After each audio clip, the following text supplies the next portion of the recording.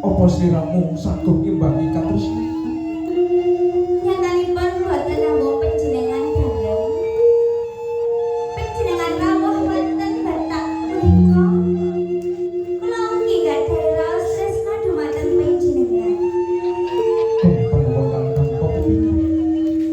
lilane uga duweni rasa tresna marang aku.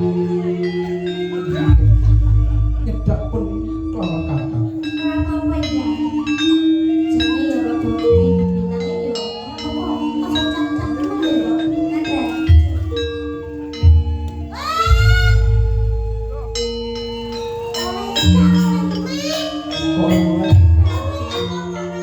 Kaya umure wong pacaran ngono kae.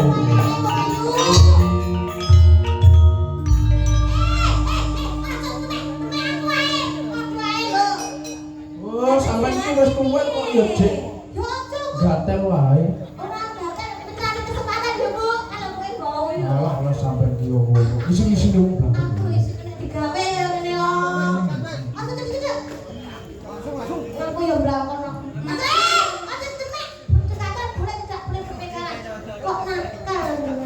Wah, iya.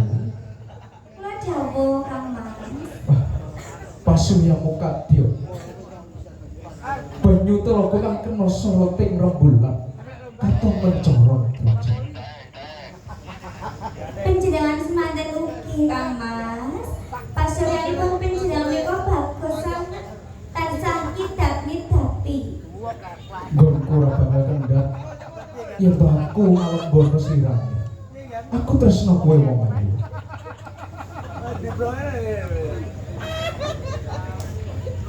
Semanten ugi kula ugi tresna sanget dumateng penjenengan dalem. Ya wis. Ing dina iki aku kepengin butuhake kelawan jeneng sira. Sepiro gedene katresnaku marang siramu wong ayu. Tak ulang pengen lho ya penjenengan. Boten. Wis tuwek ora pengin. Ora tuwek aku sing gawe kok. Apa yang ngono? Aduh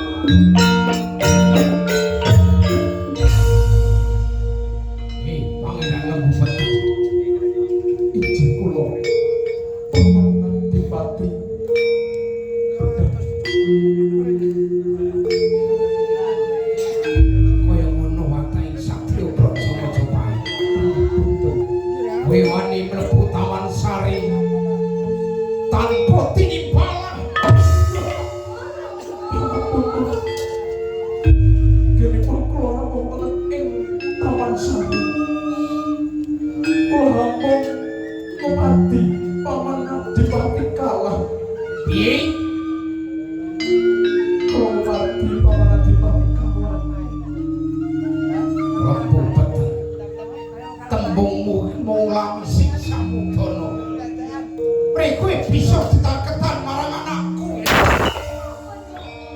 Ingkang lepat menika boten kang pas lebet. Ingkang lepat menika kula Rama. Anakku Kembang Suri. Padha Bu. Yo kene kowe wani nglebake bocah lanang tanpa rembukan marang wong tuwa iki. Nggih. Nyamboten. Lah saya Gusti. Niku wau boten ngebutaken jenengan. Bocah bagus niku mlebet nyambak ngadosi. Ya banjur. Piye? Ngadosi. Piye? Mlebet nyambak. Kowe arep dikondo. Boten. Niku wau mlebet nyambak. Bocah bagus niku wau ngadosi. Mama Nadipati. Talang. Talang. Talang. Talang Tok niku. kandhang iki sing cetha. Alah kula kena disungkur rumah lho Gusti. Ngapunten. Menika harus kinten diaturake bibi menika. Kula ngupati paman Adipati Galang. Ya kene yen to kowe ngupati Adipati Galang. Wani sarimpitan karo anakku. Kula tresna kelawan. Piye tresna? Ya jen Rara Kembang Suri menika. Kula ugi semanten dipesna sanget kaliyan Kang Mas. Bupeten. Duk anakku Rara Kembang Suri. Dawuh inggih. Apa pancen kowe tresna karo Pangeran Lembu Peteng?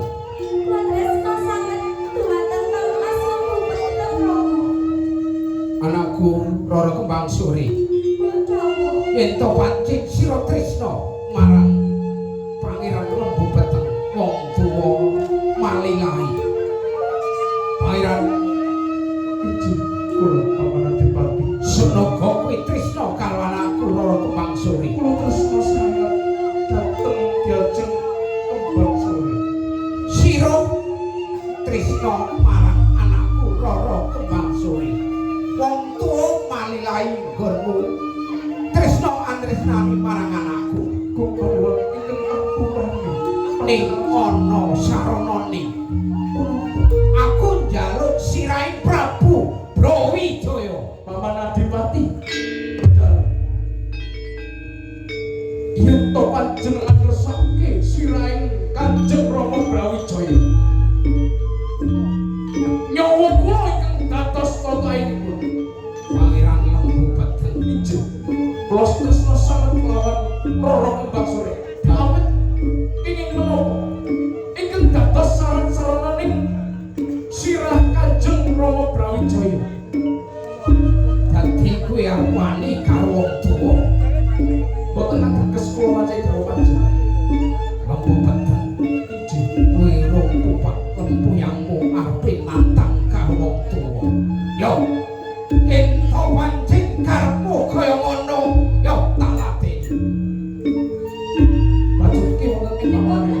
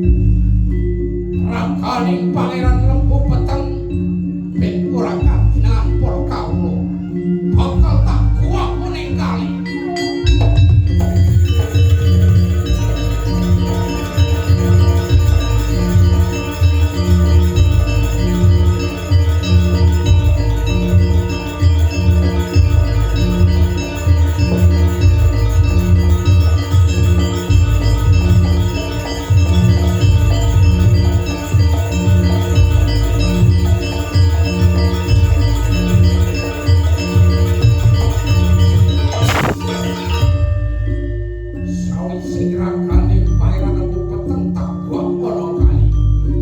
Yo, besok yen to ana wola-wali jaman. Kali iki bakal tak weni jeneng Kali Lembu Peteng.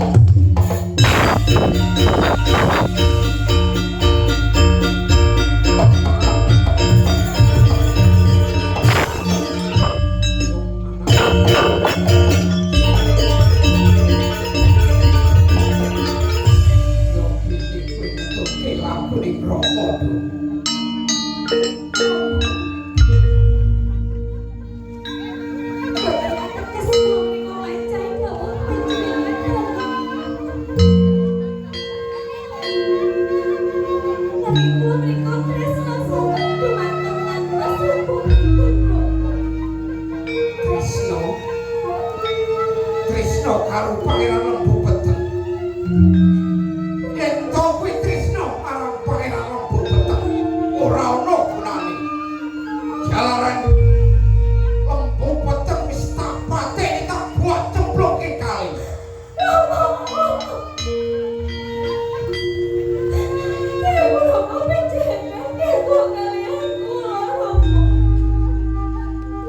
Yo kene wong tuwa tega. Jalaran Lembu Peteng wis gawe jiwane Rama. Wis ora sak pikirake Pangeran Lembu Peteng. Pikirno awakmu dhewe.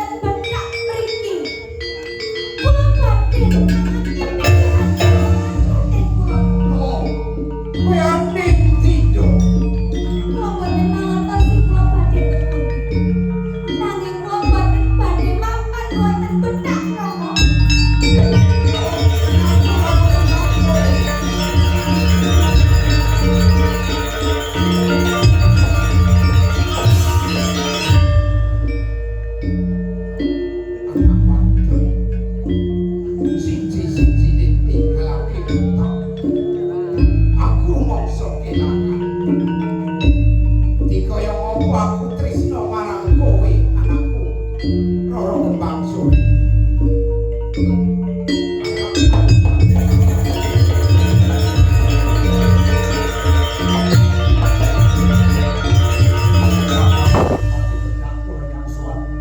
Yo kini kowe merpeki ing papan kini. Wonten ing gatos punapa Kakang Adiwati? Adiwati kala inggih.